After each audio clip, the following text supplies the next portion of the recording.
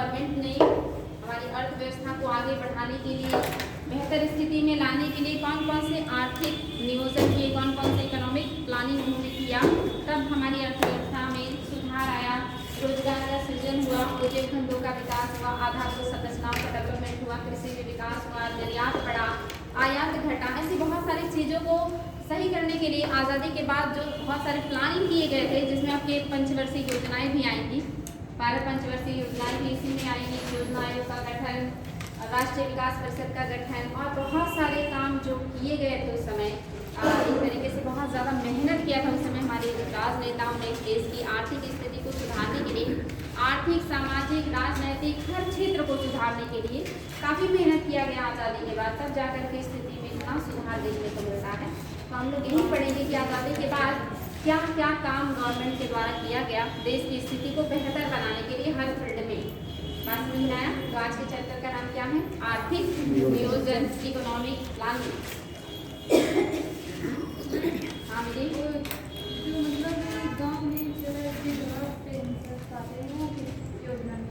देखिए वो इसमें नहीं है, वो अलग योजनाएं और ये सब काफ़ी पुरानी योजनाएं हो गई हैं, इसलिए उसे हम नहीं देख रहे हैं। जो नई नई योजनाएं हैं जहाँ से क्वेश्चन बनते हैं ना, उसी को हम देख रहे हैं। और ऐसे योजनाएं तो जमाने से चल रही है ना, तो काफ़ी पुराने में आएंगी। हालांकि ये भी इकोनॉमिक इनके उसमें आएंगे, लेकिन हमारा क्या, हम कंपटीशन की तैयारी कर रहे हैं, तो वर्तमान परिप्रेक्ष्य में जो चीज़ें इंपॉर्टेंट है हमसे कोई पढ़ रहे हैं।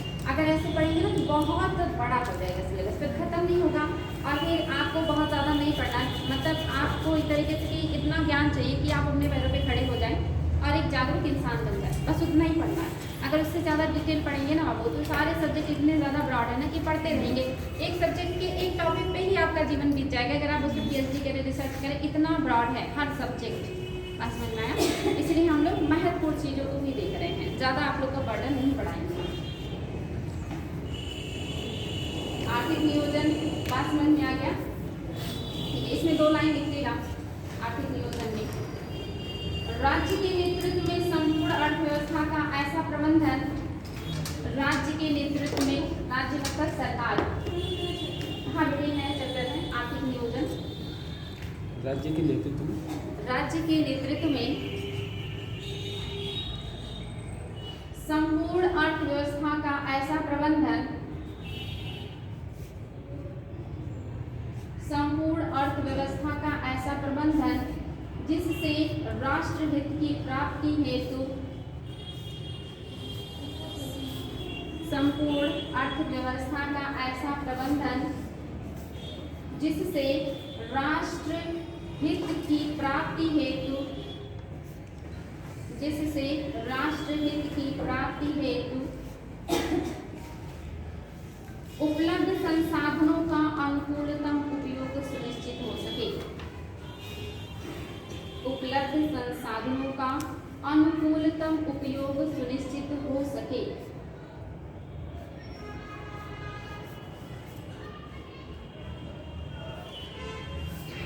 संसाधनों का अनुकूलतम उपयोग सुनिश्चित हो सके, साथ ही दीर्घकालिक निरंतरता सुनिश्चित हो सके, साथ ही दीर्घकालिक निरंतरता सुनिश्चित हो सके, साथ ही दीर्घकालिक निरंतरता सुनिश्चित हो सके, निरंतरता सुनिश्चित हो सके। आर्थिक नियोजन कहलाता है, आर्थिक नियोजन कहलाता है।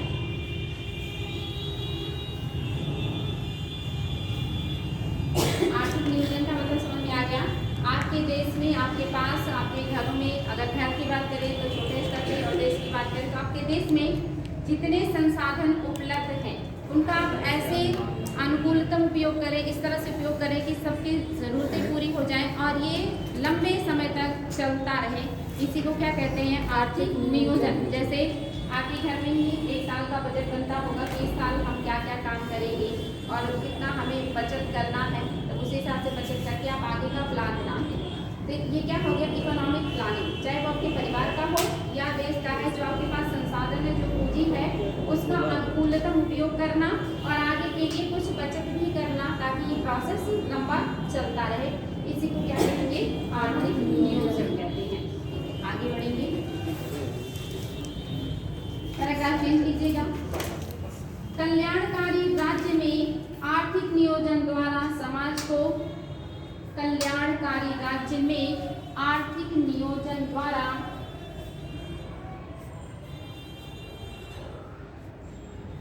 कल्याणकारी राज्य में आर्थिक नियोजन द्वारा समाज को विकसित करने का लक्ष्य रखा जाता है। समाज को विकसित करने का लक्ष्य रखा जाता है।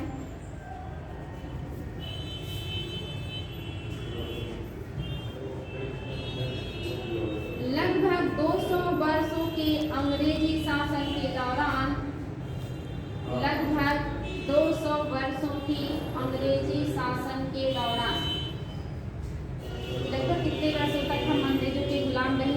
अगर बात करें 1757 में कौन सा युद्ध हुआ था? प्लासी का युद्ध। यहाँ से अंग्रेजों का हस्तक्षेप बढ़ गया था प्रत्यक्ष रूप से, और 1857 के बाद कौन शासन करने लगा था? British crown. सीधे ब्रिटिश क्राउन के हाथ में आ गई थी सत्ता, और आजाद होते होते हमें कितना लग गया? 1947। लगभग बात करें तो लगभग 200 वर्षों तक हम अंग्रेजी शासन के गुलाम रहे, प्रत्यक्ष और अप्रत्यक्ष रूप से। पहले 100 साल वो प्रत्यक्षतः एज ए कंपनी उन्होंने हमारे पर कंट्रोल रखा, और बाद में क्राउन के प्रतिनिधि के रूप में।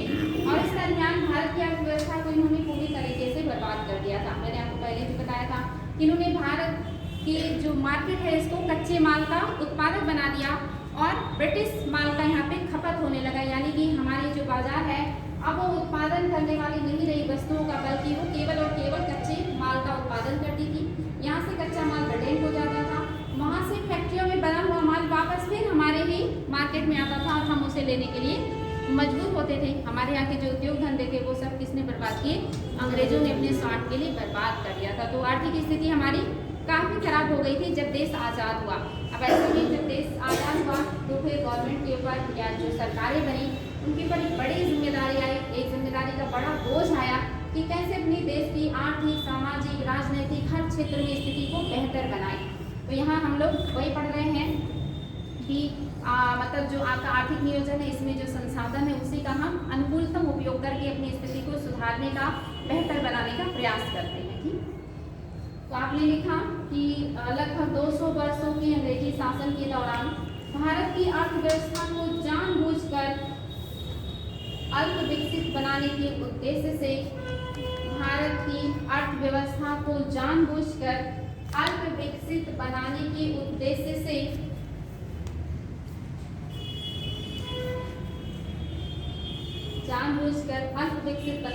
उद्देश्य से ब्रिटेन की अर्थव्यवस्था के साथ इस तरह जोड़ दिया गया था कि ब्रिटेन की अर्थव्यवस्था के साथ इस तरह से जोड़ दिया गया था कि ब्रिटेन की अर्थव्यवस्था के साथ इस तरह से जोड़ दिया गया था कि भारत की अर्थव्यवस्था पूरी तरह से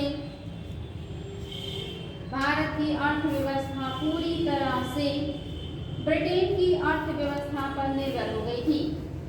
इस तरह से जोड़ दिया गया था कि भारत की अर्थव्यवस्था पूरी तरह से ब्रिटेन की अर्थव्यवस्था पर निर्भर हो गई थी। भारत की अर्थव्यवस्था पूरी तरह से ब्रिटेन की अर्थव्यवस्था पर निर्भर हो गई थी। बात समझ में आया? आप लोगों ने सुना होगा ना नील विद्रोह, और जो है अलग अलग जो कच्चे माल का उत्पादन होता था, उस जो कृषक होते थे उनका शोषण बड़े पैमाने में, क्योंकि हमारे यहाँ उद्योग धंधे रहे नहीं, तो अब जो कच्चे माल का उत्पादन होगा उसका खपत कहाँ होगा? ब्रिटेन में होगा। तो अपने कच्चे माल को बेचने के लिए भी हम अंग्रेजों के ऊपर निर्भर हो गए। दूसरा, जब हमारे यहाँ उद्योग नहीं है, कच्चे माल का खपत नहीं है, कोई नया माल बन नहीं रहा, तो निर्मित माल के लिए भी हम किस पे निर्भर हो गए? अंग्रेजों के ऊपर। उन्होंने हमारी अर्थव्यवस्था को ऐसा बना दिया, जो अर्थव्यवस्था इतनी ज़्यादा मजबूत थी, इतनी ज़्यादा सेल्फ डिपेंडेंट थी कि वो सारी वस्तुओं का बनाती भी थी, अपने यहाँ उपयोग भी करती थी, प्लस हम बड़े पैमाने पे निर्यात भी करते थे। लेकिन स्थिति ऐसी हो गई कि अब हम केवल कच्चे माल के उत्पादक हो गए और निर्मित माल के क्रेता हो गए, उपभोक्ता हो गए। ऐसी स्थिति हमारी किसने कर दी? अंग्रेजों ने कर दी। तो वही के लिखा आपने कि ब्रिटिश अर्थव्यवस्था पर हम क्या हो गए? निर्भर हो गए, क्योंकि हमें इस तरह से उस अर्थव्यवस्था से जोड़ दिया अंग्रेजों ने। आगे बढ़ेंगे। देश के औपनिवेशिक शोषण और अल्पविकसित देश के औपनिवेशिक शोषण और औपनिवेशिक शोषण और अल्प विकास की वजह से औपनिवेशिक शोषण और अल्प विकास की वजह से जो आर्थिक समस्याएं पैदा हुई, जो आर्थिक समस्याएं पैदा हुई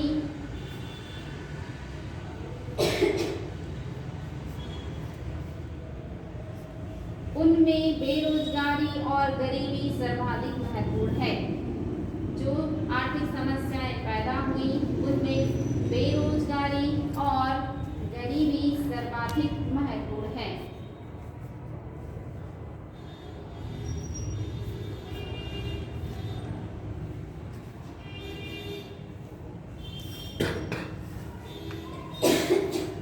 ये बात समझ में आ गया कि जो अंग्रेज थे उन्होंने जब आपके यहाँ की अर्थव्यवस्था को पूरी तरह से डिस्टर्ब कर दिया, यहाँ के उद्योग धंधों को बर्बाद कर दिया, तो सबसे ज़्यादा जो समस्या आई वो किसकी आई?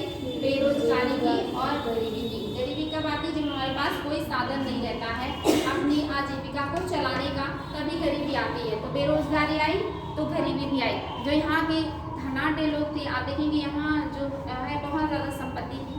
आपने पढ़ा होगा हिस्ट्री को अच्छे से, तो पता चला होगा पूरे एंशिएंट हिस्ट्री में इतने आक्रमण हुए, इतने लूटे गए भारत को विदेशियों के द्वारा इतनी बड़े पैमाने पे यहाँ से सोना चांदी और बहुत सारी बहुमूल्य संपत्तियाँ लूट ली गई।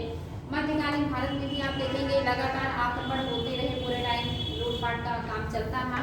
फिर आपका आधुनिक भारत में भी चलता है, यानी कि अगर इतने ज़्यादा धनी ना होता अपना देश, इतना ज़्यादा समृद्ध ना होता, तो क्या इतने लंबे समय तक लोग यहाँ से लूटपाट करके लेके जाते रहते।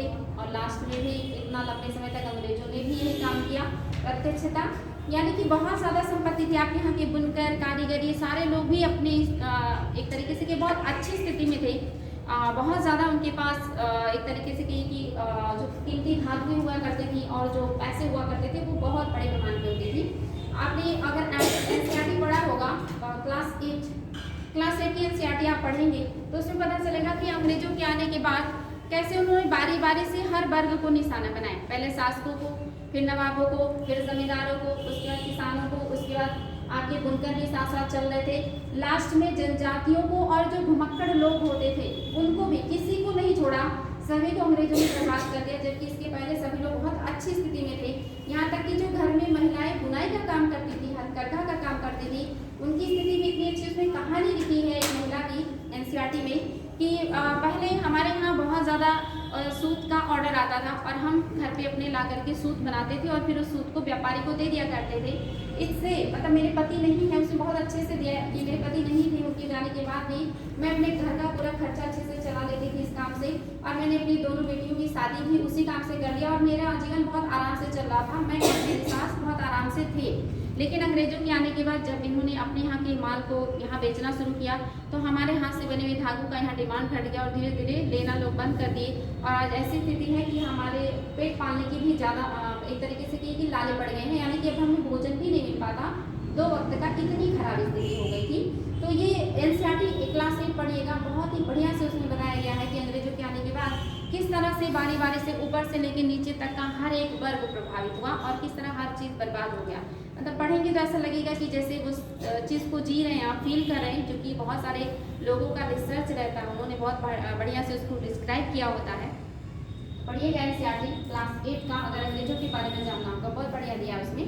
तो स्थिति बहुत अच्छी थी। आपके यहाँ जो चीज़ें बनती थी वो दुनिया में हर जगह डिमांड रहता था। यहाँ के मलमल, यहाँ के कॉटन वस्त्र, यहाँ के हथियार, यहाँ पे ऐसे लोहे का हथियार बनता था जो कभी जंग नहीं लगता था। मतलब वो बिल्कुल ताउम्र जंग रहित रहता था, उसमें कभी जंग लगता ही नहीं था। ऐसा यहाँ पे लोहा बनाया जाता था। ऐसी बहुत सारी यहाँ पे वस्तुएं बनती थी जिसपे अंग्रेज भी रिसर्च करते थे, ये कैसे बनाते थे लोग, इतनी अच्छी टेक्नोलॉजी यहाँ के लोगों ने डेवलप कर ली थी, लेकिन वो सारी चीज़ें अंग्रेजों के आने के बाद धीरे धीरे करके समाप्त हो गई और वहाँ के जो लोग हैं वो एक तरीके से कि भूखे नंगे रहने लगे। जब भी अकाल सूखा पड़ता था तो लाखों की संख्या में लोगों की मृत्यु हो जाती थी और लोग इंसानों का मांस खाने के लिए मजबूर हो जाते थे। वो खतरनाक स्थितियाँ आती थी जब अकाल पड़ते थे। हिस्ट्री में ये सारी चीज़ें आप लोगों को पढ़ाई जाएंगी, बड़ी मार्मिक दशा में भारत की, जबकि स्थिति बहुत अच्छी थी हमारे शुरू से। अभी भी देखिए कुछ मंदिर जो बचे हैं लूटपाट से, अभी भी वो सोने से लदे हुए हैं और ऐसी स्थिति पहले लगभग हर मंदिरों की हुआ करती थी। क्योंकि जब एनसीईआरटी पढ़ेंगे 6th क्लास की तो आपको पता चलेगा और मिडिल क्लास की कि जो राजा होते थे अपने वैभव को दिखाने के लिए, अपनी समृद्धि को दिखाने के लिए अपने राज्य में बड़े बड़े मंदिर बनवाया करते थे और उसमें भव्य मूर्तियाँ और बहुत ज़्यादा सोना हीरे जवाहरात जड़वाते थे कि लोग उस मंदिर को देख के समझ जाए कि हाँ इस राज्य का राजा कितना अमीर और वैभवशाली और कितना पराक्रमी होगा। जैसे आज लोग दिखाने के लिए महंगी महंगी गाड़ियाँ रखते हैं ना, उससे पता चलता है कि पैसा होगा तभी तो गाड़ी है।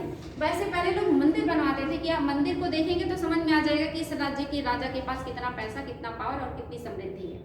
ये सारी चीज़ें पढ़िएगा एनसीईआरटी, बहुत बढ़िया से समझ में आएगा। तो बात हो रही है कि इतनी समृद्धि होने के बावजूद हमारी स्थिति इतनी खराब क्यों हो गई अंग्रेजों के टाइम में। तो आपने पढ़ा भी होगा दादा भाई नौरोजी का धन निष्कासन का सिद्धांत, जिसमें उन्होंने कहा कि भारत से सारा जो संपत्ति है वो ब्रिटेन को जा रहा है और आ कुछ भी नहीं रहा है। और एक और भी राइटर उन्होंने कहा कि भारत के मतलब अंग्रेजों ने ऐसा स्पंज बनाया है जो गंगा की सारी समृद्धि को सोख लेता है और टेम्स नदी मिला के निचोड़ देता है, यानी कि भारत को पूरी तरह से खोखला करता जा रहा है और ब्रिटेन को पूरी तरह से समृद्धि से भरता जा रहा है। जबकि आप पढ़िएगा तो पता चलेगा कि ब्रिटेन में इतनी गरीबी थी कि एक एक ब्रेड के लिए लोग लड़ते थे। वहाँ पे खाने के लिए कुछ नहीं होता था सिवाय एक ब्रेड के, और बाद में वही लोग इतना बढ़िया से खाने पीने लगे और पहनने ओढ़ने लगे और हम लोग एक एक रोटी के लिए लड़ने लगे, हम मोहताज हो गए। तो ये था हमारा इतिहास कि कैसे थे और कैसे हो गए। पहले वो रोटी के लिए हमारे यहाँ आए, बाद में उन्होंने हमें ही एक एक रोटी के लिए तरसा दिया था। तो ये स्थिति हो गई थी भारतीय अर्थव्यवस्था की आज़ादी के बाद। तो आज़ादी के बाद हमारे यहाँ की सरकारों ने, लोगों ने कितना मेहनत किया है।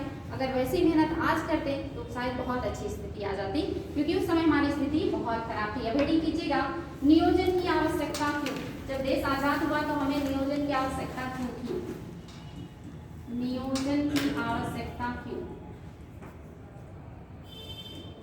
नियोजन की आवश्यकता क्यों।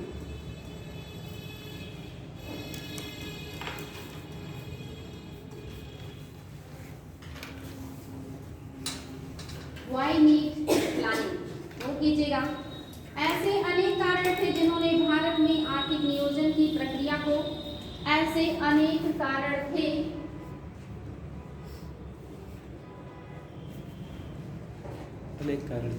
ऐसे अनेक कारण थे जिन्होंने भारत में आर्थिक नियोजन की प्रक्रिया को जन्म दिया। ऐसे अनेक कारण थे जिन्होंने भारत में आर्थिक नियोजन की प्रक्रिया को जन्म दिया। इनमें मुख्यतः थे व्यापक गरीबी, बेरोजगारी, निम्न उपभोग, व्यापक गरीबी, बेरोजगारी,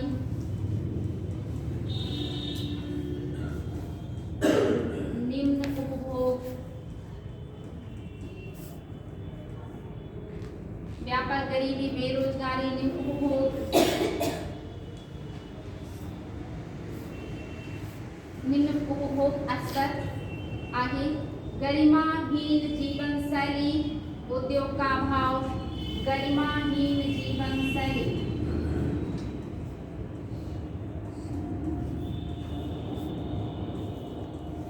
जीवन शैली,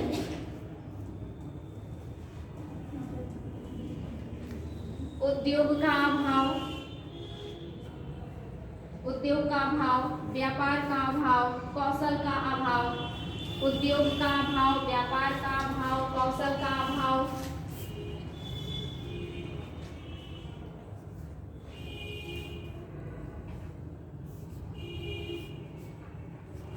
वित्तीय संसाधनों का अभाव आदि। उद्योग का अभाव, व्यापार का अभाव, कौशल का अभाव, वित्तीय संसाधनों का अभाव इत्यादि।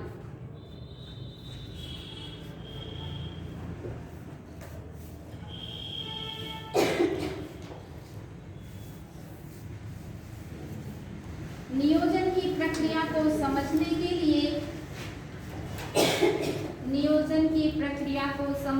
लिए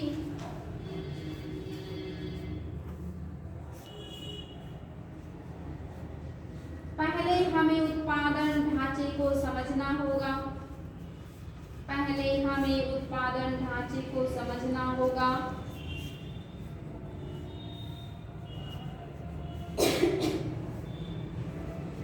उत्पादन ढांचे का वर्गीकरण दो आधारों पर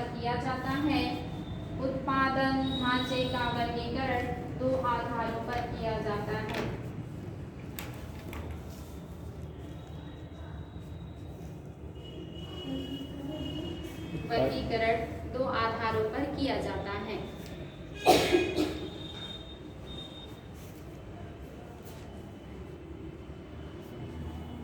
तो हमें नियोजन की आवश्यकता क्यों पड़ी?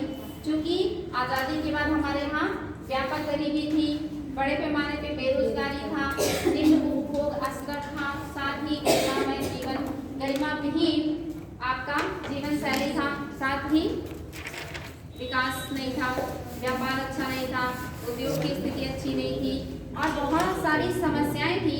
इन सभी समस्याओं को दूर करने के लिए हमें एक इकोनॉमिक प्लानिंग की आवश्यकता थी, आर्थिक नियोजन की आवश्यकता थी। इन सारी समस्याओं को ध्यान में रखते हुए हमने अपना आर्थिक नियोजन किया। तो इसके लिए आपने देखा कि दो प्रकार के वर्गीकरण के आधार पर हम इसको अध्ययन करेंगे। पहले में लिखिएगा उत्पादन संरचना के आधार पर। हेडिंग है? हाँ बेटी, उत्पादन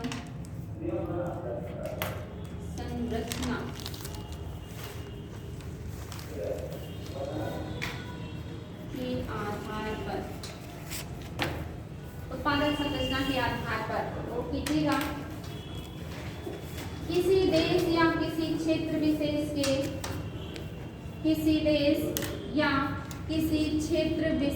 के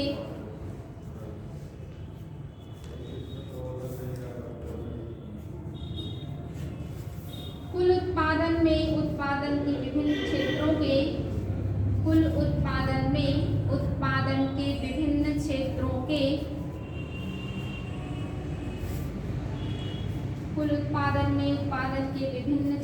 के प्रतिशत अंशदान की संरचना को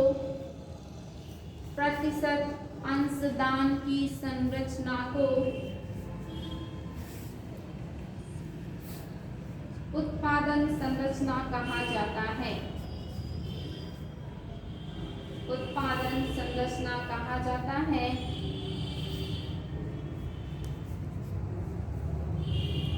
इस संरचना के आधार पर इसे तीन भागों में बांटा जा सकता है।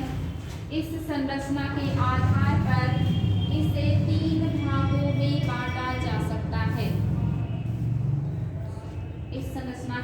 पर इसे तीन भागों में बांटा जा सकता है। जो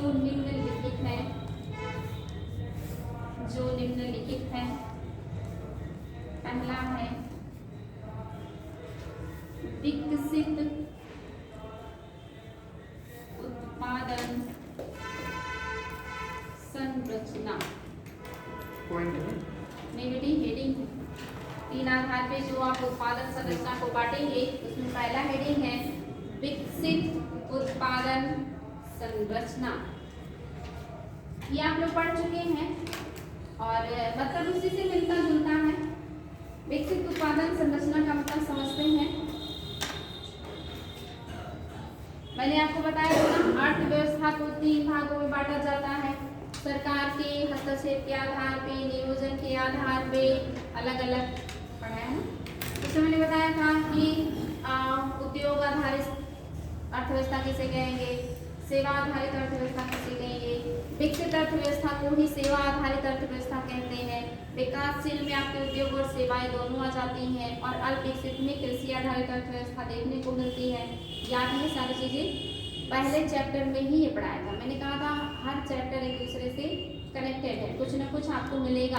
तो ये जो आपने हेडिंग किया विकसित उत्पादन संरचना, यानी कि ऐसी अर्थव्यवस्था या ऐसा उत्पादन संरचना जिसमें कृषि का योगदान बिल्कुल कम या न्यूनतम हो और उद्योगों का योगदान और बेहतर हो और सेवा क्षेत्र का योगदान सबसे ज़्यादा हो।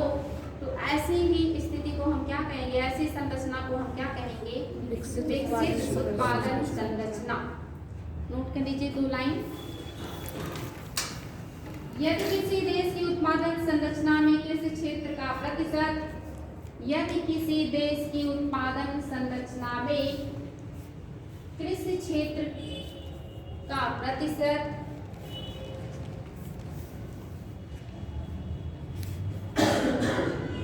कृषि क्षेत्र का प्रतिशत अंश न्यूनतम, कृषि क्षेत्र का प्रतिशत अंश न्यूनतम, उद्योग का उससे अधिक, उद्योग का उससे अधिक और सेवा क्षेत्र का अंश सर्वाधिक हो, उद्योग का उससे अधिक और सेवा क्षेत्र का अंश सर्वाधिक हो, तो उसकी उत्पादन संरचना को विकसित उत्पादन संरचना कहते हैं। तो उसकी उत्पादन संरचना को विकसित उत्पादन संरचना कहते हैं।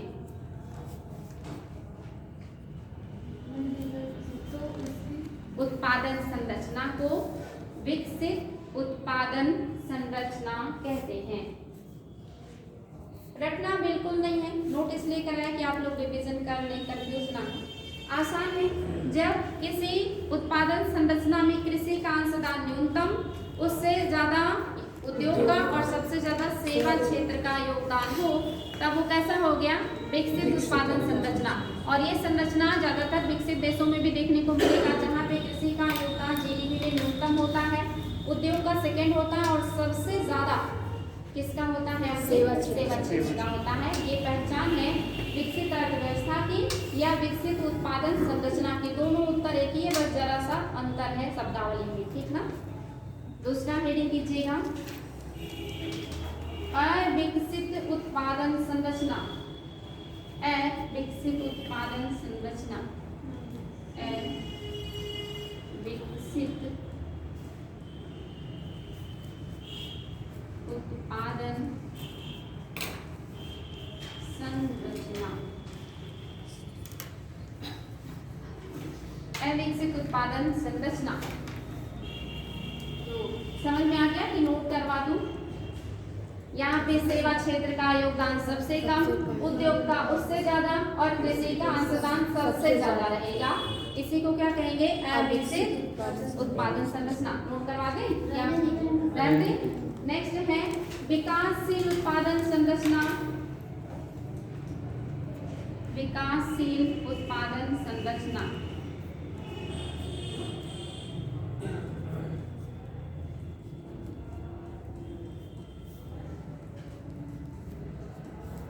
विकासशील उत्पादन संरचना, इसमें क्या होगा,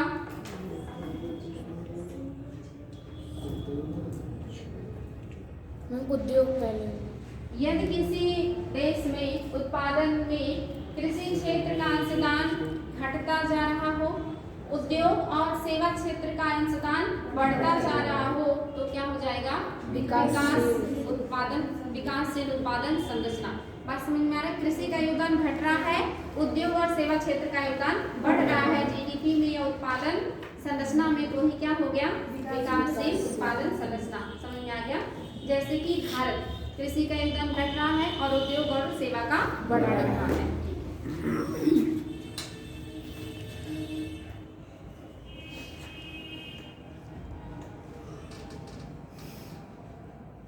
देखिए इसी में एक और शब्द आ सकता है, विकसित पेशागत संरचना।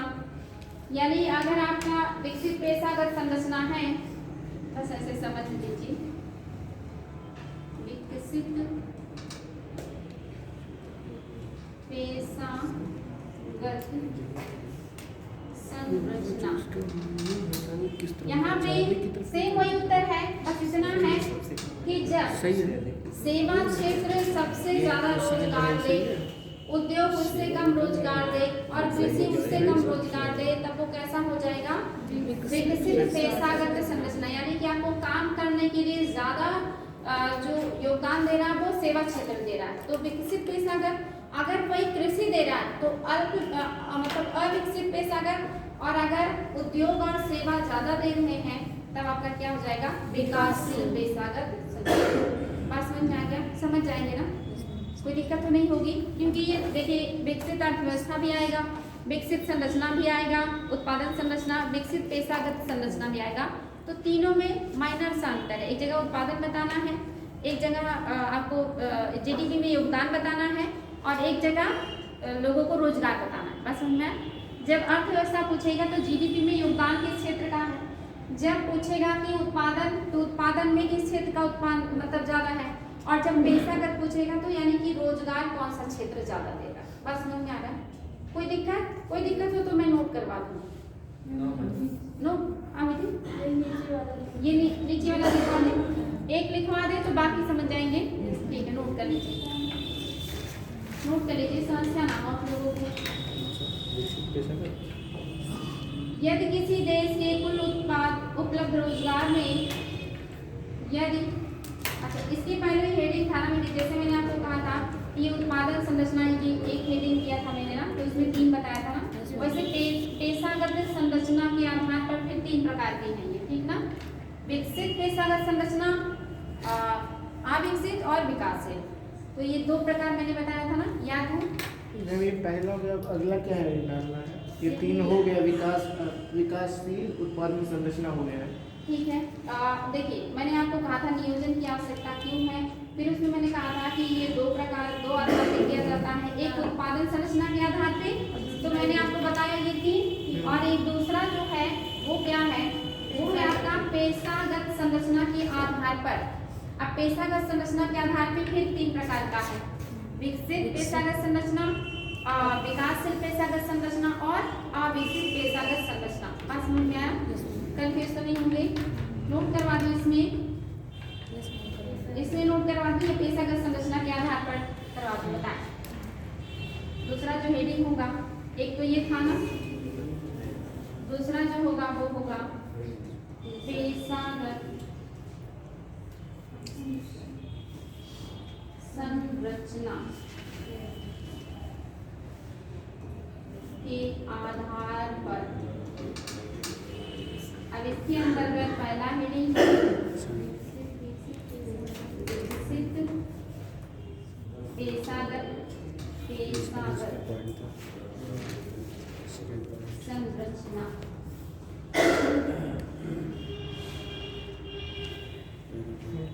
अगर ये हेडिंग कर लें, आप लिखवा देती हूँ, पेशागत संरचना के आधार पर किसी देश या किसी क्षेत्र विशेष के कुल रोजगार, किसी देश या किसी क्षेत्र विशेष, किसी क्षेत्र या नहीं, किसी देश या किसी क्षेत्र विशेष के कुल रोजगार में उत्पादन के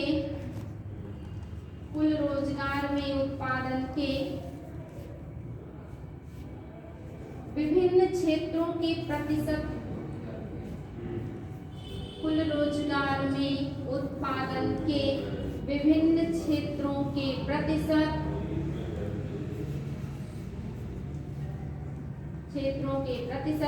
अंशदान की संरचना को पेशागत संरचना कहा जाता है। पेशागत संरचना कहा जाता है।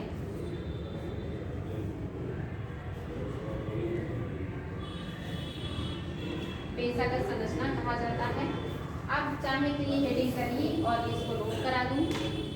अगर आपको लगता है कि कराने की आवश्यकता नहीं, करवा दे बेटी, करना है ये समझेंगे, समझ आ बेटी, बता दीजिए। ठीक है, नोट कर लीजिए 2 लाइन, दिक्कत है तो नोट कर लीजिए। यदि किसी देश के कुल उपलब्ध रोजगार में, यदि किसी देश के कुल उपलब्ध रोजगार में, हेडिंग है विकसित पेशागत संरचना, इसमें लिखिएगा यदि किसी देश के कुल उपलब्ध रोजगार में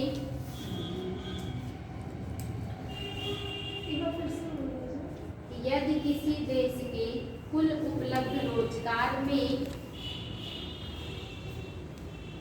कृषि क्षेत्र में उपलब्ध रोजगार का प्रतिशत अंश कृषि क्षेत्र में उपलब्ध रोजगार का प्रतिशत अंश न्यूनतम हो।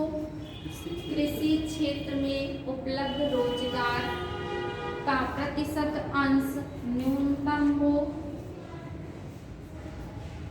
प्रतिशत अंश न्यूनतम हो और उद्योग एवं सेवा क्षेत्र में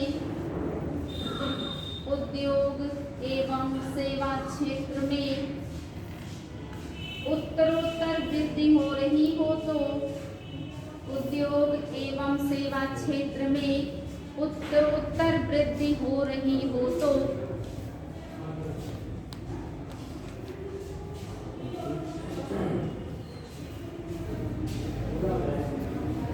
ऐसी संरचना विकसित पेशागत संरचना कहलाती है। ऐसी संरचना विकसित पेशागत संरचना कहलाती है।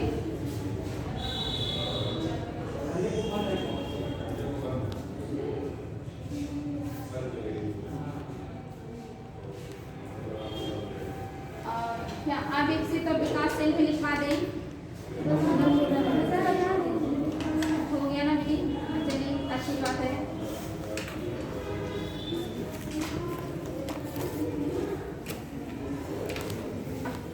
तो अगर अविकसित पेशागत संरचना होगा तो वहाँ बेरोजगार सबसे ज्यादा कौन देगा? कृषि क्षेत्र देगा ना, क्योंकि वो अविकसित है। और विकासशील में कौन देगा? उद्योग और सेवा क्षेत्र में रोजगार का सृजन ज्यादा होगा। अब ये कीजिएगा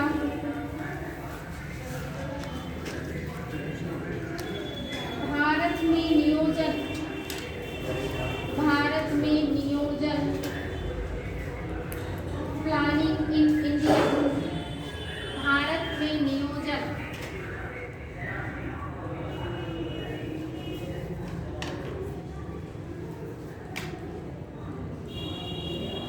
प्लानिंग इन इंडिया।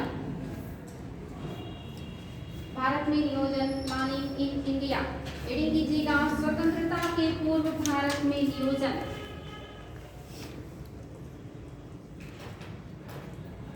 स्वतंत्रता के पूर्व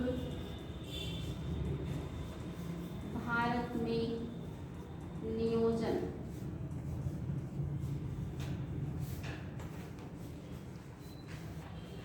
स्वतंत्रता के पहले अंग्रेजों का शासन है।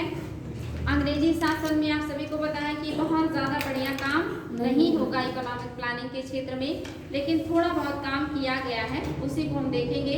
उसके बाद आज़ादी के बाद जब देखेंगे तो काफ़ी विस्तार पूर्वक हमको पढ़ना पड़ेगा, है ना। चलिए नोट कीजिएगा इसमें। स्वतंत्रता प्राप्ति के पूर्व भी भारत में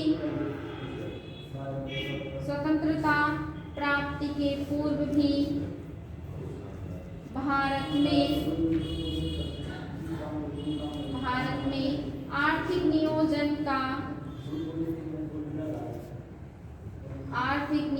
का असंगठित स्वरूप देखने को मिलता है। आर्थिक नियोजन का असंगठित स्वरूप देखने को मिलता है।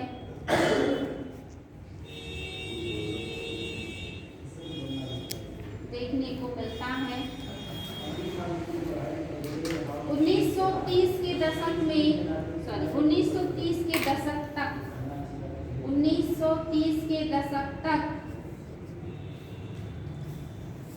नियोजन की विचारधारा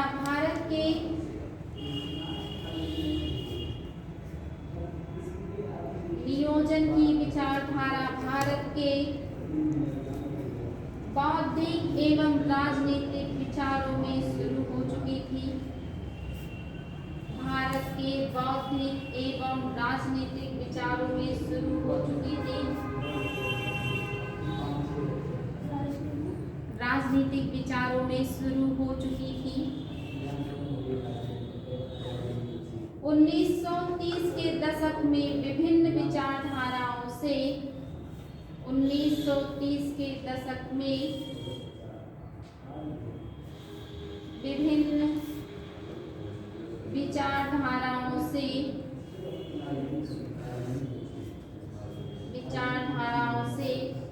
प्रभावित व्यक्तियों जैसे राष्ट्रवादी, पूंजीवादी,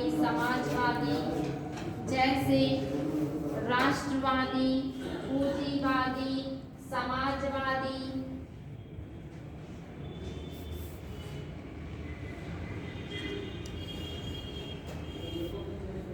लोकतंत्रवादी तथा अकादमिक समुदाय के लोग भारत में आर्थिक नियोजन की आवश्यकता को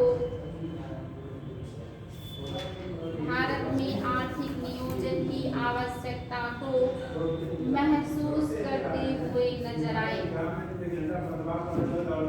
भारत में आर्थिक नियोजन की आवश्यकता को महसूस करते हुए नजर आए।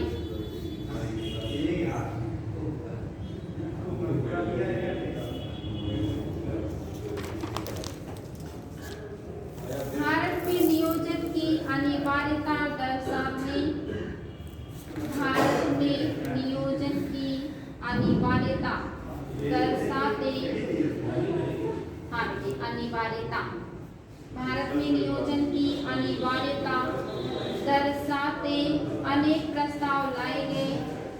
भारत में नियोजन की अनिवार्यता दर्शाते अनेक प्रस्ताव लाए गए।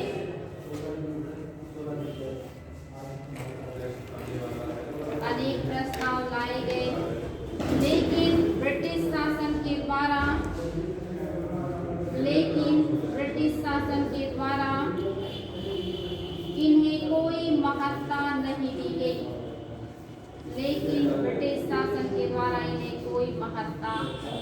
गई।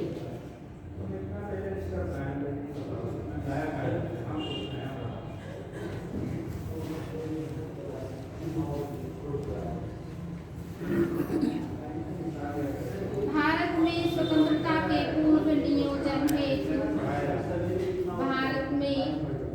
स्वतंत्रता के पूर्व नियोजन हेतु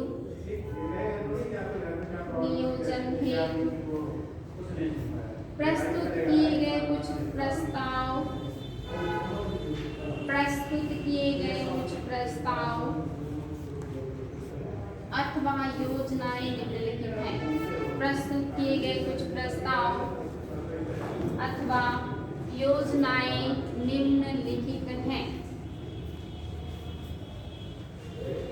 अब आपको अपने पेज को 4 भागों में बांटना होगा। प्रस्तावक, वर्ष, माध्यम, उपलब्ध। प्रस्तावक, इसके बाद लिखना होगा वर्ष, उसके बाद लिखेंगे आप माध्यम,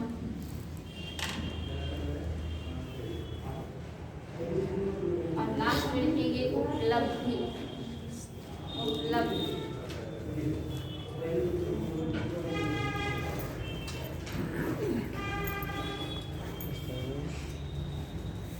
उपलब्ध प्रस्ताव में sir M Vishweshwar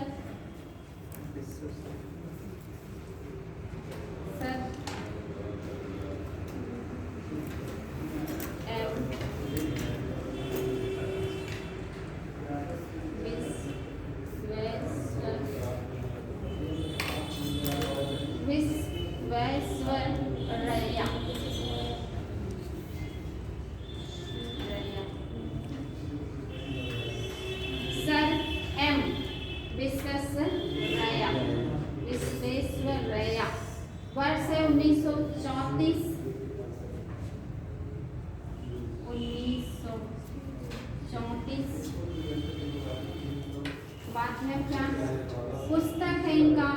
planned economy for India पुस्तक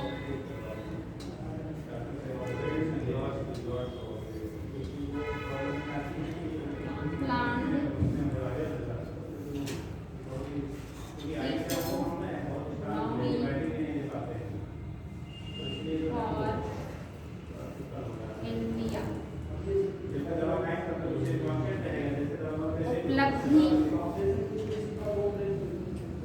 मात्र परिकल्पना तक ही सीमित रही। उपलब्धि क्या मिला इनको?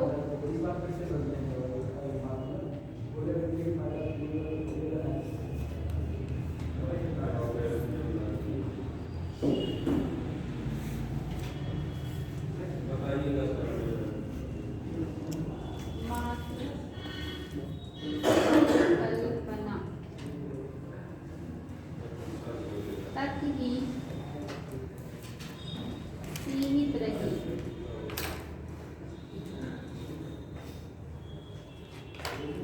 नेक्स्ट, जवाहरलाल नेहरू 1938। जवाहरलाल नेहरू वर्ष 1938। राष्ट्रीय नियोजन समिति माध्यम राष्ट्रीय नियोजन समिति। राष्ट्रीय नियोजन समिति पूर्णतः सफल नहीं रही। पूर्णतः सफल नहीं रही। पूर्णतः सफल नहीं रही। नेक्स्ट, बंबई के 8 उद्योगपतियों द्वारा समन्वित प्रयास।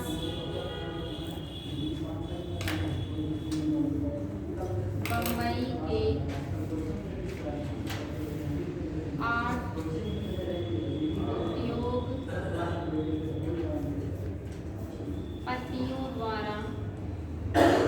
उद्योगपतियों द्वारा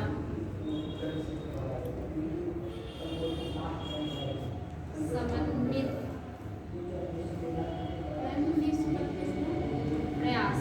हाँ प्रयास नहीं, अब क्या बोले हैं, ये नहीं 1944 होगा।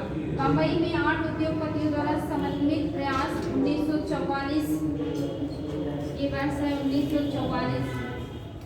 मुंबई प्लान इसी को कहते हैं ना? इसी को मुंबई प्लान कहते हैं। क्वेश्चन आया है कि बॉम्बे प्लान कितने उद्योगपतियों द्वारा बनाया गया था और कब आया था। विश्वेश्वरैया का कब आया था पुस्तक और इन्होंने क्या प्लान दिया था, कब दिया था, ये सब पूछा गया है। जवाहरलाल नेहरू का पूछा गया। इसी को बॉम्बे प्लान कहा जाता है। आप चाहे शॉर्ट फॉर्म में लिख सकते हैं बॉम्बे प्लान। बॉम्बे प्लान 8 उद्योगपति लाए थे, याद रखिएगा। और डिटेल में पूछता तो पूछ लेता हूँ 8 उद्योगपतियों में कौन नहीं थे, ऐसा भी क्वेश्चन आ चुका है छोटे एग्जाम से। 1944 और इसका नाम है माध्यम बंबई नियोजन या बंबई प्लान। बंबई नियोजन, बंबई नियोजन, जिसका इंग्लिश क्या होगा, Bombay planning. English Bombay planning. और इन्होंने क्या कहा, क्रियान्वयन नहीं हो सका। ये प्लान भी क्रियान्वयन नहीं हो सका। क्रियान्वयन नहीं हो सका।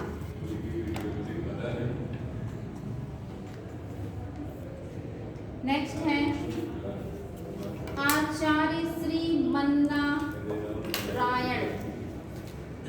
आचार्य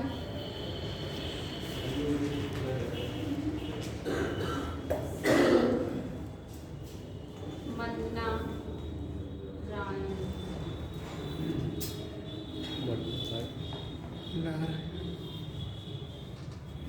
आचार्य श्री मन्ना रायण, ये भी 1944 में लेके आए। गांधीवादी नियोजन, ये भी क्वेश्चन आया है। 1944 की घटना ये भी है। गांधीवादी नियोजन, गांधीवादी नियोजन। ये क्वेश्चन भी आया है कि गांधीवादी प्लानिंग कब आया था और कौन लेके आया था। ये भी क्रियान्वयन नहीं हो सका, सेम वही है, क्रियान्वयन नहीं हो सका। Next, M.N. Roy 1945, M.N. Roy 1945, M.N. Roy 1945। दस्तावेज पीपुल्स प्लान, क्वेश्चन आया है, पीपुल्स प्लान कौन लाया था, कब लाया था। दस्तावेज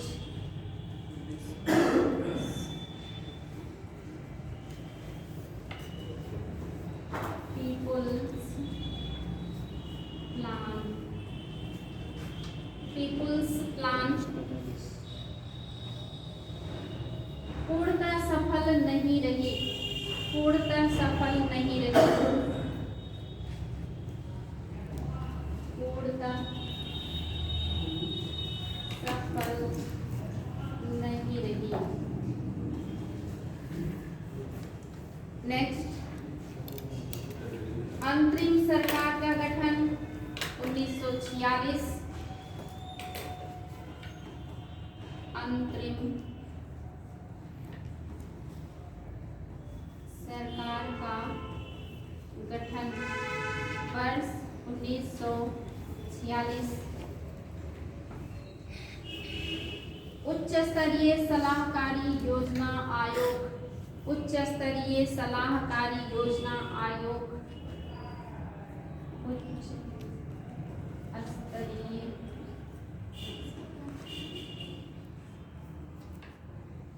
योजना आयोग।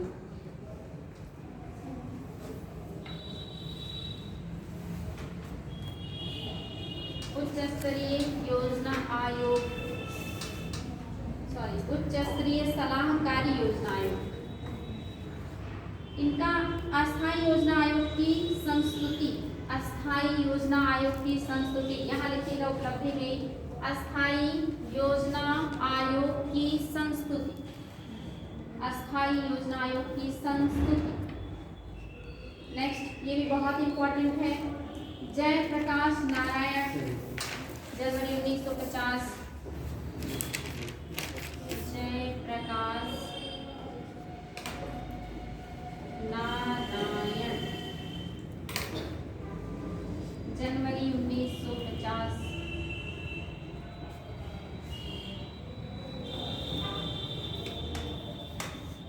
इनका दस्तावेज या माध्यम क्या था, सर्वोदय योजना।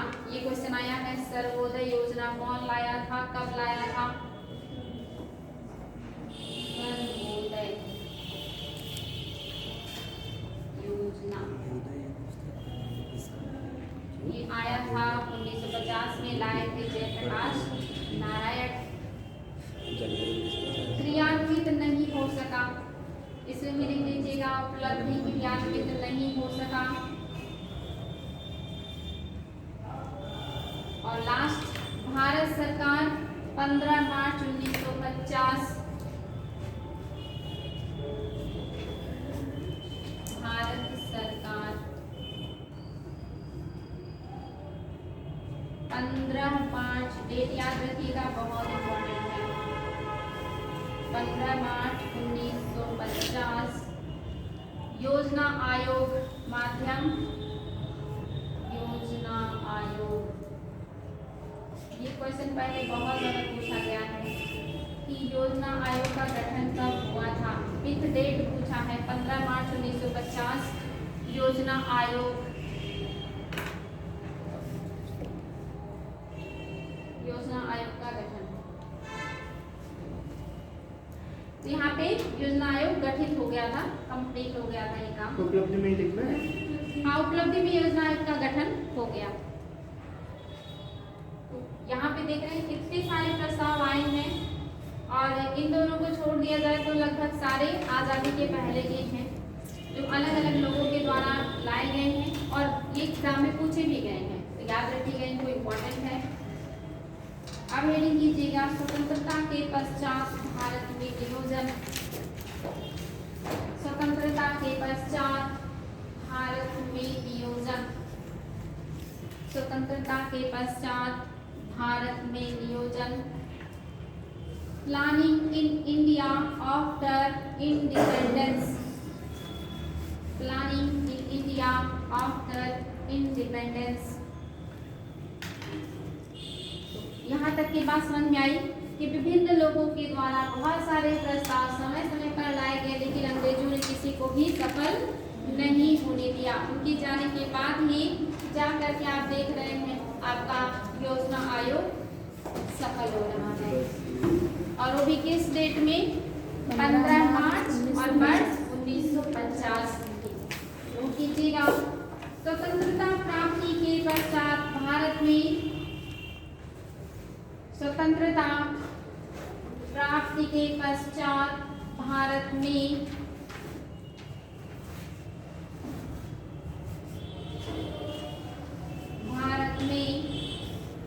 आर्थिक विकास के लिए नियोजित अर्थव्यवस्था।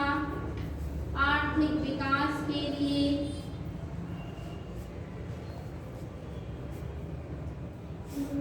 विकास के लिए नियोजित अर्थव्यवस्था के स्वरूप के साथ, नियोजित अर्थव्यवस्था के स्वरूप के साथ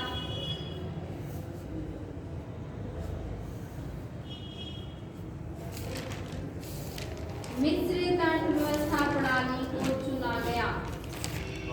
मिश्रित अर्थव्यवस्था प्रणाली को चुना गया। मिश्रित अर्थव्यवस्था प्रणाली को चुना गया।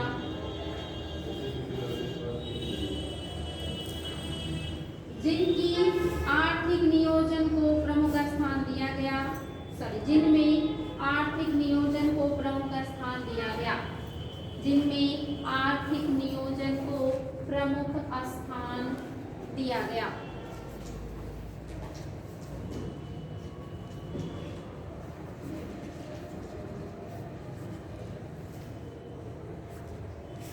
पैराग्राफ चेंज कीजिएगा। यानी ये बात समझ में आया, जब देश आजाद हुआ तो भारत में आर्थिक नियोजन की आवश्यकता पड़ी, और हमने आर्थिक नियोजन किया। साथ ही हमने कौन सी अर्थव्यवस्था को चुना? मिश्रित अर्थव्यवस्था को चुना, और उसमें हमने आर्थिक नियोजन पर काम किया। अब पैराग्राफ चेंज करके राष्ट्रीय स्तर पर पूरी अर्थव्यवस्था के लिए, राष्ट्रीय स्तर पर पूरी अर्थव्यवस्था के लिए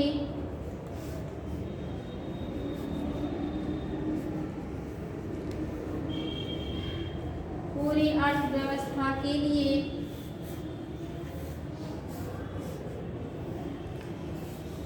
औपचारिक रूप से नियोजन की शुरुआत करने के लिए, औपचारिक रूप से नियोजन की शुरुआत करने के लिए, औपचारिक रूप से नियोजन की शुरुआत करने के लिए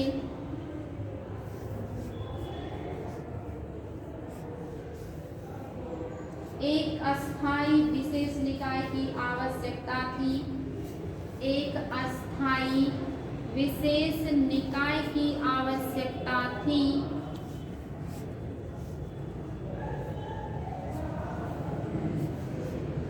जो नियोजन के संपूर्ण क्षेत्र का उत्तरदायित्व उठा सके, जो नियोजन के संपूर्ण क्षेत्र का उत्तरदायित्व उठा सके, उत्तरदायित्व को उठा सके, क्षेत्र का, जो नियोजन के संपूर्ण क्षेत्र का उत्तरदायित्व उठा सके। हाईलाइट कीजिएगा। केसी नियोगी की सिफारिश के आधार पर, केसी, हाँ केसी नियोगी, पहले कौन थे ये? पढ़ाई में फर्स्ट पढ़ चुके हैं।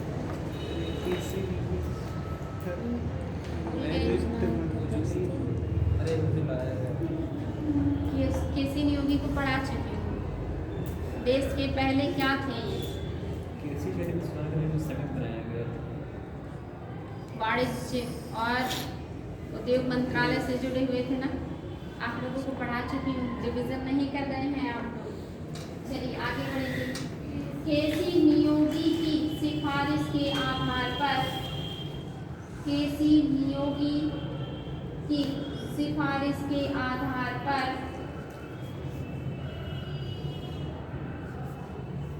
केंद्रीय मंत्रिमंडल द्वारा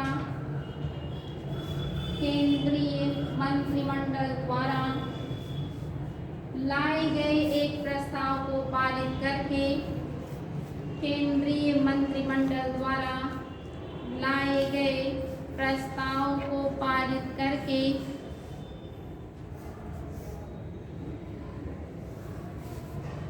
15 मार्च 1950 को योजना आयोग की स्थापना की गई। 15 मार्च 1950 को योजना आयोग की स्थापना की गई, प्लानिंग कमीशन की स्थापना की गई। हाईलाइट कीजिएगा। योजना आयोग एक संविधानेतर, योजना आयोग एक संविधानेतर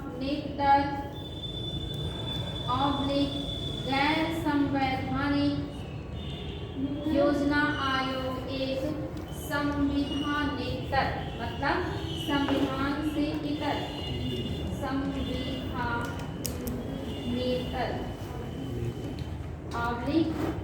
गैर संवैधानिक।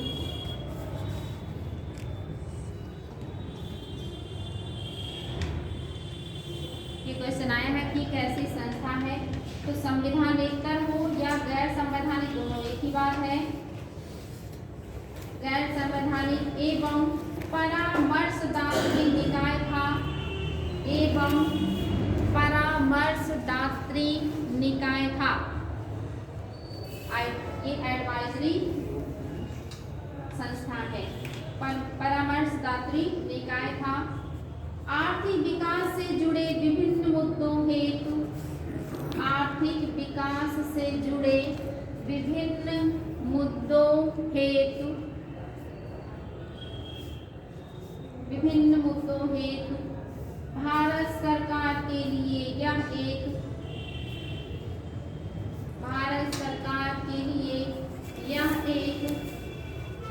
सलाहकारी निकाय था। भारत सरकार के लिए यह एक सलाहकारी निकाय था।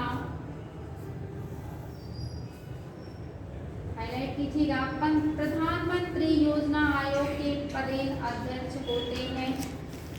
प्रधानमंत्री योजना आयोग के पदेन अध्यक्ष, प्रधानमंत्री योजना आयोग के पदेन अध्यक्ष होते थे। हाँ, होते थे। अभी ये आयोग नहीं है इसलिए होते थे।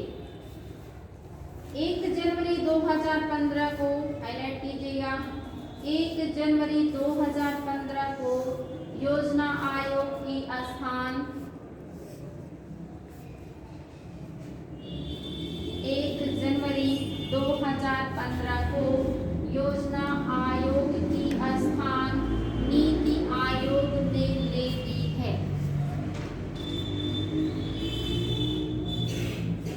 नीति आयोग ने ले ली है।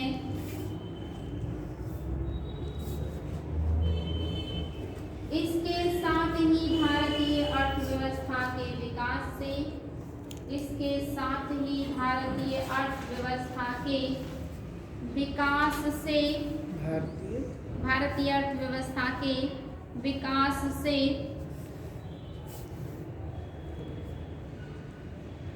संबंधित मुद्दों पर विवेचन तथा निर्णय, संबंधित मुद्दों पर विवेचन तथा निर्णय लेने के संबंध में, विवेचन तथा निर्णय लेने के संबंध में, हाईलाइट कीजिएगा, महत्वपूर्ण है, के संबंध में राष्ट्रीय विकास परिषद का गठन, राष्ट्रीय विकास परिषद का गठन एक शीर्ष संस्था के रूप में किया गया। राष्ट्रीय विकास परिषद का गठन एक शीर्ष संस्था के रूप में किया गया।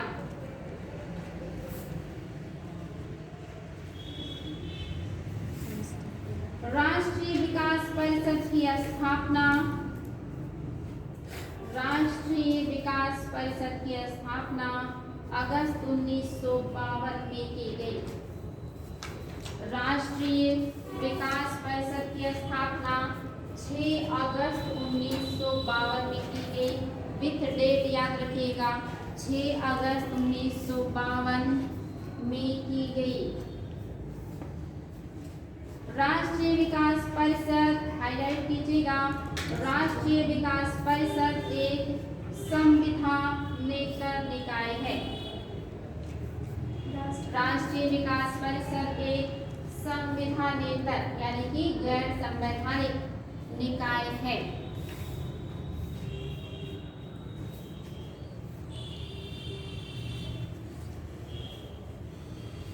जिसका अध्यक्ष प्रधानमंत्री होता है, जिसका अध्यक्ष प्रधानमंत्री होता है। सारे पॉइंट बहुत इंपॉर्टेंट हैं। केंद्रीय मंत्री परिषद के सभी सदस्य, केंद्रीय मंत्री परिषद के सभी सदस्य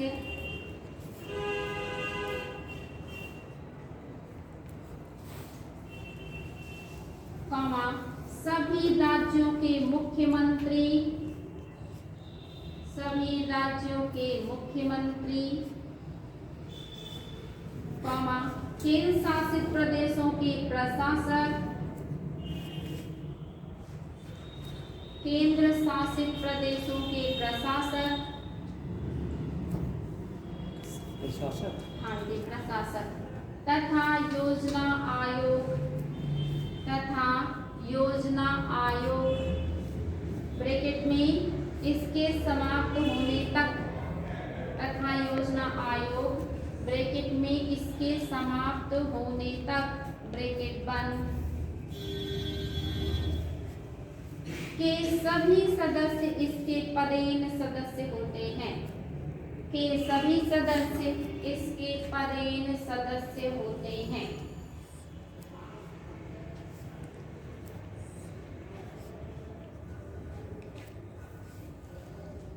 इसके पदेन सदस्य होते हैं। राष्ट्रीय विकास परिषद की स्थापना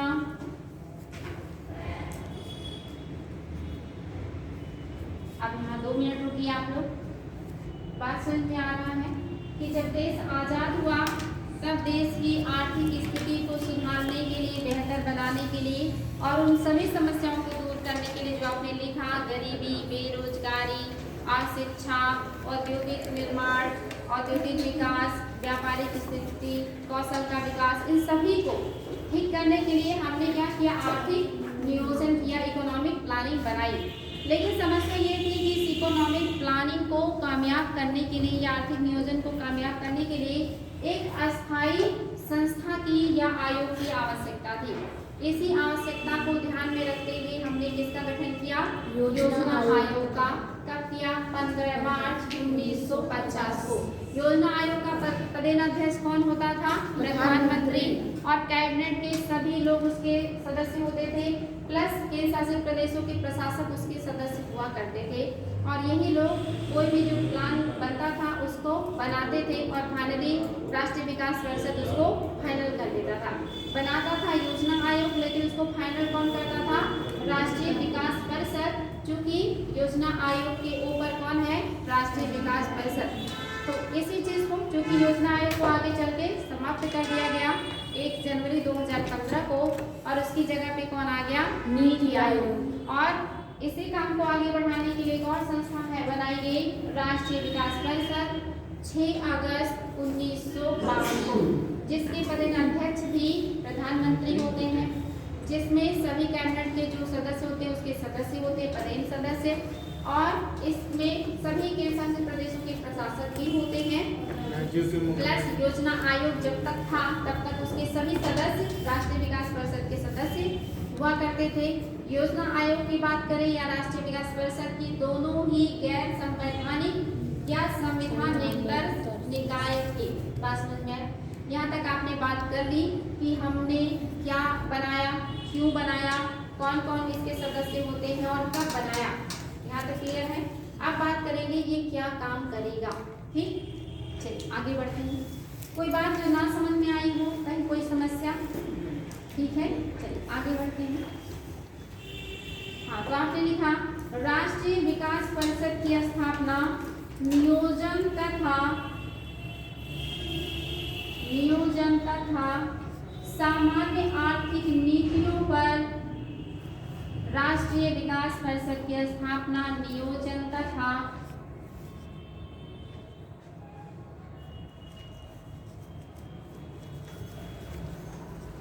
सामान्य आर्थिक नीतियों पर केंद्र एवं राज्य सरकारों के बीच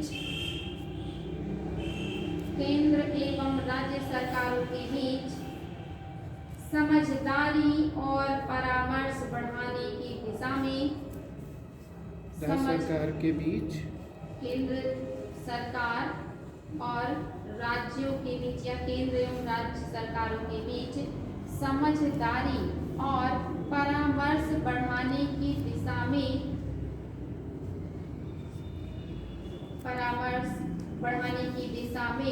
एक महत्वपूर्ण कदम है।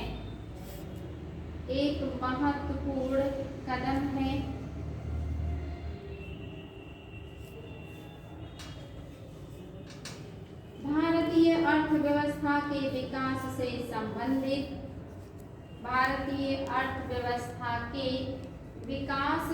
संबंधित मुद्दों पर विवेचन तथा निर्णय लेने के संबंध में आर्थिक विकास से संबंधित मुद्दों पर विवेचन तथा निर्णय लेने से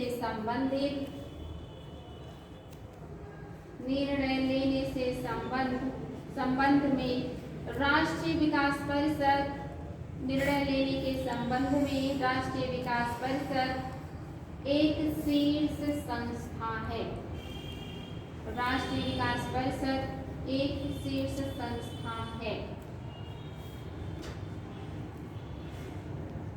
योजना आयोग और राष्ट्रीय विकास परिषद द्वारा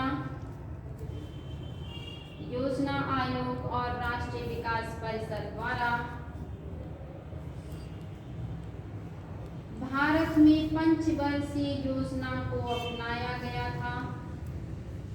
योजना आयोग और राष्ट्रीय विकास परिषद द्वारा भारत में पंचवर्षीय नियोजन को अपनाया गया था।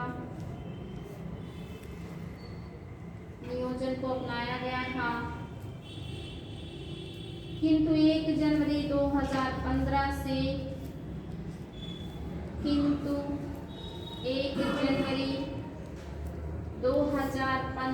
से योजना आयोग को समाप्त कर दिया गया। 15 से योजना आयोग को समाप्त कर दिया गया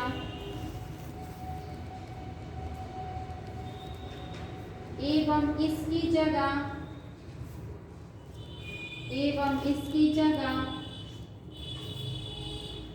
हाईलाइट कीजिएगा राष्ट्रीय भारत परिवर्तन संस्था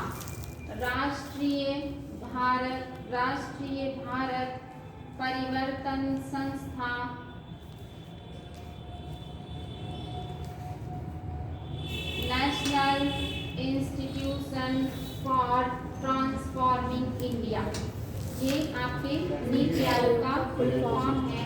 कभी कभी ये भी एग्जाम में पूछा गया है। नेशनल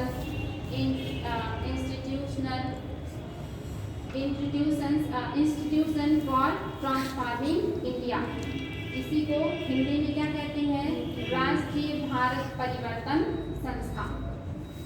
नीति आयोग ने ले ली भारत परिवर्तन संस्था नीति आयोग ने ले ली। यहाँ तक बात समझ में आया कि जो इकोनॉमिक प्लानिंग का काम है वो किसे सौंपा गया? योजना आयोग को। कब बना था? 15 मार्च 1950 में। इसी की हेल्प करने के लिए या इसके ऊपर निगरानी रखने के लिए, इसके कार्यों को एक तरीके से कहिए कि हरी झंडी दिखाने के लिए बनाया गया राष्ट्रीय विकास परिषद 6 अगस्त 1952 में। ये दोनों काम कर रहे थे। पंचवर्षीय योजनाएं इन्हीं के द्वारा लाई गई थी और इनका क्रियान्वयन करना, इन पर निगरानी रखना, ये सारे काम यही दोनों संस्थाएं मिलकर कर रही थी। लेकिन 1 जनवरी 2015 में आकर के योजना आयोग को समाप्त कर दिया गया और उसकी जगह कौन आ गया? नीति आयोग। नीति आयोग, जिसका हिंदी में फुल फॉर्म क्या है? राष्ट्रीय भारत परिवर्तन संस्था। और अब ये एक थिंक टैंक के रूप में काम कर रहा है और ये क्या लेके आया? 5 वर्षीय की जगह 15 वर्षीय कार्यक्रम लेकर के आया है। तो यहाँ तक की बात समझ में आई। यानी कि आज़ादी के बाद से लेके चलते चलते आप वर्तमान में आ गए हैं। अब हम वर्तमान की बात करेंगे। चलिए आगे बढ़ेंगे। थक तो नहीं गए आप लोग? थक गए हो तो क्वेश्चन डिस्कस कर ले, और अगर ना थके हो तो पूरा करें, क्योंकि बड़ा चैप्टर है और इम्पोर्टेंट चैप्टर है। बताइए, क्वेश्चन पूछ लें? थक गए? नहीं तो कंप्लीट कर ले। अच्छा, इतनी जल्दी थक गए बच्चा? चलिए, क्वेश्चन है आप लोगों की कॉमन सेंस से। भारत में नियोजन का उद्देश्य, किस उद्देश्य से भारत में नियोजन किया गया? किस उद्देश्य से भारत में नियोजन लाया गया? क्या वजह था? 2-4 पॉइंट तो आप लोग बता सकते हैं अपने कॉमन सेंस से। आज़ादी के बाद हमें इकोनॉमिक प्लानिंग की ज़रूरत क्यों पड़ी? हम क्यों लेकर के आए इकोनॉमिक प्लानिंग या आर्थिक नियोजन? सबसे बड़ी चीज, इंडिया के पास लोग खाने के लिए खाना ही नहीं था और खाना मतलब लोगों को भूख। पहला पॉइंट गरीबी को दूर करना। ओके, आपके हिसाब से भुखमरी को दूर करना, भुखमरी को दूर करना, गरीबी को दूर करना, बेरोजगारी को दूर करना, बहुत अच्छे। और नया रोजगार लाना, नए रोजगार का सृजन करना, बहुत बढ़िया। और कंपनियों को उद्योग धंधों का विकास करना, बहुत बढ़िया। और कुछ गरिमापूर्ण जीवन के लिए, हाँ, गरिमापूर्ण जीवन के लिए जो आधारभूत आवश्यकताएं होती हैं, आधारभूत संरचनाएं होती हैं, मूलभूत ढांचा, उसका विकास करना, बहुत सुंदर। और कुछ लोगों के हाथ में पैसे लाना। हाँ, बिल्कुल कॉन्फिडेंस के साथ बोलिए, जो मन में आए बोलिए। सही होगा तो बताएंगे, मतलब और गलत होगा तो एक्सप्लेन करेंगे। बताएं कुछ, क्या बोलेंगे जी? देश की समृद्धि और विकास के लिए। हाँ, देश की समृद्धि और विकास के लिए, क्योंकि हमारी समृद्धि और विकास एकदम ठप पड़ गया था। और व्यापारिक ढांचा बनाने, व्यापार को बढ़ावा देने के लिए, निर्यात को बढ़ाने के लिए, आयात को घटाने के लिए, बहुत बढ़िया। आप लोग तो बुद्धिमान हो गए। बिना पढ़े ही बता रहे हैं। और कुछ? मैम, भारत का सांस्कृतिक और मैम अच्छा सामाजिक और आर्थिक, आर्थिक, राजनीतिक, जब हर क्षेत्र में उत्थान करेंगे तो सांस्कृतिक अपने आप बढ़िया हो जाएगा। बात समझ में आया? अंग्रेजों ने हमारे छोटे जो उद्योग समाप्त कर दिए, एमएसएमई को बढ़ावा देने हाँ, की उसको फिर से आगे लेके आना, क्योंकि वो बड़े पैमाने पे रोजगार का सृजन करते हैं। बहुत अच्छे। और मैम गाँव की हालत सुधारना, हाँ, गांव को आत्मनिर्भर बनाना, गांव की स्थिति को बेहतर बनाना, क्योंकि यहाँ पे हथकरघा, बुनकर, कृषक, मजदूर सबकी स्थिति बहुत ज़्यादा खराब हो गई थी। उन सबकी स्थिति को सुधारना, उत्पादन को बढ़ाना, उत्पादन में आत्मनिर्भरता लाना, निर्यात को बढ़ाना, ऐसे बहुत सारे अनगिनत काम हैं जो कि सरकार को करना पड़ा आज़ादी के बाद। हर क्षेत्र में, चाहे वो आर्थिक हो, सामाजिक हो, राजनैतिक हो, हर क्षेत्र में सरकार ने काम किया। और इन्हीं सारी जरूरतों को, आवश्यकताओं को, क्योंकि हमने पहले ही पढ़ा हमें इकोनॉमिक की प्लानिंग की आवश्यकता क्यों? तो आवश्यकता, उद्देश्य। आवश्यकता ही क्या होता है? किसी भी आविष्कार की जननी होती है। तो हम जरूरत जिस चीज़ की है उसी को पूरा करने के लिए ही तो प्लानिंग बना रहे हैं। और प्लानिंग हम किस उद्देश्य से बना रहे हैं? इन्हीं सारी समस्याओं को दूर करने के लिए, जो हमने ध्यान में रखते हुए प्लानिंग किया था। तो आपको मैंने पहले ही 2-4 लाइन बताया ही था, और उसी से जुड़े हुए सारी समस्याएं हैं जिसको ध्यान में रख करके ये काम किया गया था। चलिए, बहुत अच्छी बात। ये आपको कल पढ़ना था और आज ही आप लोगों ने इसमें काफी कुछ चीजें बता दी। योजना आयोग की स्थापना कब हुई? 15 मार्च 1950। और राष्ट्रीय विकास परिषद की स्थापना 6 अगस्त 1952। 2 साल बाद 6 अगस्त को स्थापना की गई 1952 में राष्ट्रीय विकास परिषद की। योजना आयोग के प्रदेश अध्यक्ष कौन होते थे? प्रधानमंत्री। और राष्ट्रीय विकास परिषद के कौन होते हैं? प्रधानमंत्री। प्रधानमंत्री। योजना आयोग के क्या मंत्री परिषद के सभी सदस्य योजना आयोग के सदस्य होते थे? होते थे। और राष्ट्रीय विकास परिषद के होते हैं।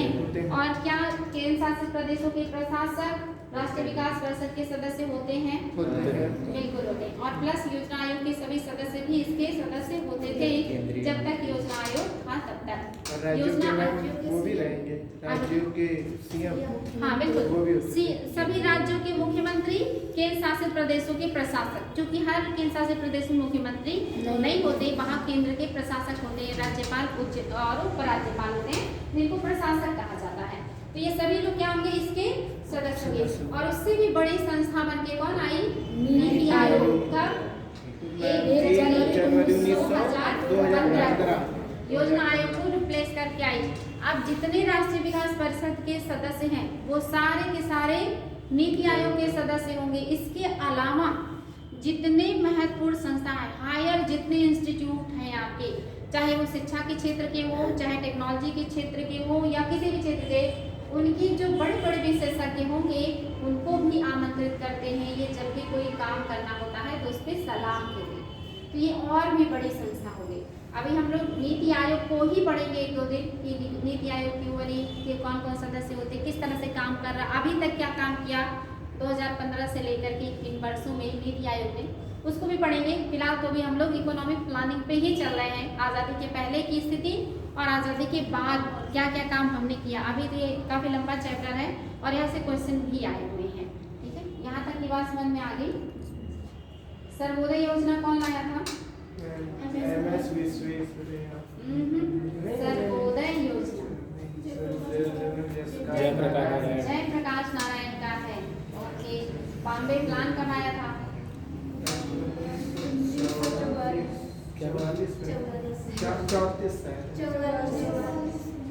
44 में आया।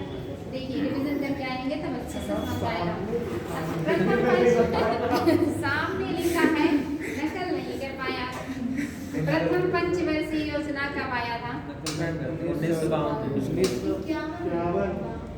1951। योजना आयोग जब आया तो तभी से पंचवर्षीय योजनाएं बननी शुरू हो गई, उसी ने ही बनाना शुरू किया और अगले साल से ही पंचवर्षीय योजनाएं लागू हो गई थी।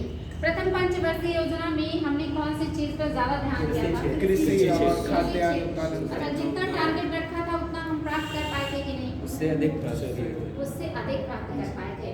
और द्वितीय पंचवर्षीय योजना में हमने कौन सी चीज पर ज्यादा निवेश किया? उद्योग क्षेत्र पर दिया। द्वितीय पंचवर्षीय योजना के दरमियान हम लोगों ने कई सारे उद्योग धंधे अलग अलग देशों की मदद से लगाया था। जैसे भिलाई में कौन से देश की मदद से लगा था? इस्पात संयंत्र जर्मनी की सही है, सही है, मेरे हिसाब से तो सही नहीं है। भिलाई रूस के सहयोग से कंफ्यूज हो गए आपको। भिलाई संघ, कौन संघ? सोवियत संघ के सहयोग से बना था। अभी वर्तमान में वो रूस कहलाता है। और जो राउरकेला का है उड़ीसा में है और जर्मनी की सहायता से बना था। और आपका एक पश्चिम बंगाल में भी है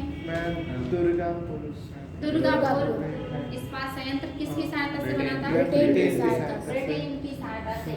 और एक बोकारो झारखंड में भी बना था। बोकारो झारखंड में भी बना था एक स्टील संयंत्र और ये भी सोवियत संघ यानी कि रूस की सहायता से बना था।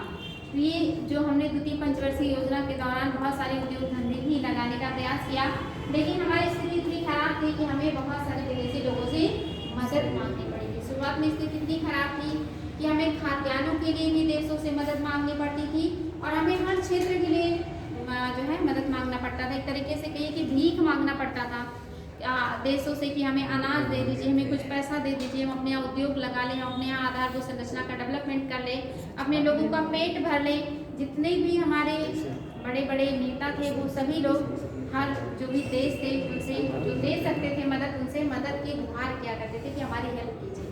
यानी कि ऐसा देश जिसे सोने की चिड़िया कहते हैं, जहाँ इतनी समृद्धि, जहाँ गरीब से गरीब लोग भी सोने चांदी से लदे रहते थे और उनके बर्तन भी किसके होते थे? सोने चांदी के होते थे, जिसमें वो भोजन किया करते थे। ऐसे देश की स्थिति ऐसी हो गई कि पेट भरने के लिए उन्हें भीख मांगना पड़ा। ऐसे भी हालात हुए आपके देश की, इस कदर अंग्रेजों ने खंगाला कि फिर जो सोने की चिड़िया कहलाते थे वो भीख भी मांग सकते। तो वक्त कभी भी कोई भी वक्त दिखा सकता है, जो हमारे देश ने भी देखा है। सोने की चिड़िया कहने वाले देश को भी कभी ऐसे दौर का सामना करना पड़ा जब लोग भूखे पेट सोए या कहीं बड़े पैमाने की भूखी उनकी मृत्यु हुई और लोग अपने ही लोगों को खाए हैं पेट भरने के लिए, जिंदा रहने के लिए। एनसीईआरटी में लिखा है कि माँ बाप अपने बच्चे को प्यार करने से ज़्यादा खाना पसंद कर रहे थे। ऐसी हालत थी, लोग अपने बच्चों को मतलब अपनी जान से ज़्यादा मानते हैं ना, अपना पेट काट के उनको पालते हैं। लेकिन ऐसा भी कंडीशन आया कि जब उनकी भूख से जान जा रही थी तब उन्होंने अपने बच्चों के भी तब सेवन किया। तो ऐसे भी स्थिति हमारे देश की आई। हिस्ट्री में पढ़ेंगे तो पता चलेगा कि एंशियंट में क्या थे और मॉडर्न में आते आते हम क्या हो गए थे। इतना खराब हो गए, अंग्रेजों का नीति था, इससे हमें बड़ी समस्या हुई। तो आज रहने देंगे, इसमें चलते नेक्स्ट डे पढ़ के आइए।